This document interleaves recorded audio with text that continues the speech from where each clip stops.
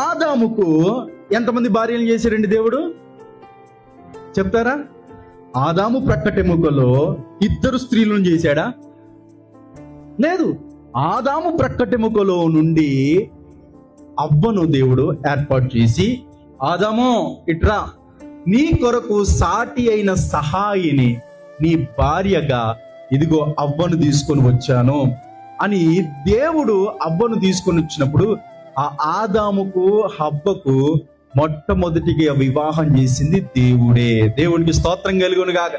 వివాహ వ్యవస్థ ఎక్కడ ప్రారంభమైందో తెలుసండి? అదిగో ఏదెను తోటలో ప్రారంభమైంది. వివాహ వ్యవస్థను ఎవరు ప్రారంభించారో తెలుసండి? సాక్షాత్తు దేవుడైన యెహోవాయే ప్రారంభించాడు. ఈ విధమైన వివాహ వ్యవస్థను, కుటుంబ వ్యవస్థను దేవుడు ప్రారంభించి ఆదాముకు అవ్వను మాత్రమే ఇచ్చాడు. రెండవ ఆలోచన దేవుడికే రాలేదు. దేవుడికి వచ్చిందండి? దేవుడికే రాలేదు. మరి ఎవరికి వస్తుంది? మనుషులకు వచ్చేస్తుంది. ఎవరికి వస్తుందమ్మా?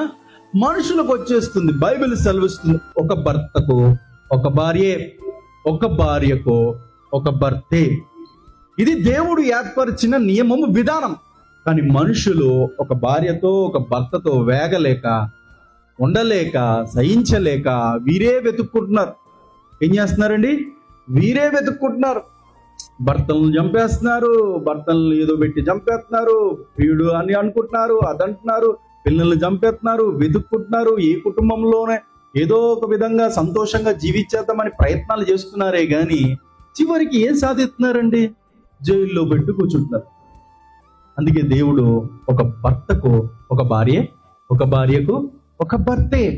ఇది దేవుడు నియమించిన అద్భుతమైన కుటుంబ వ్యవస్థ.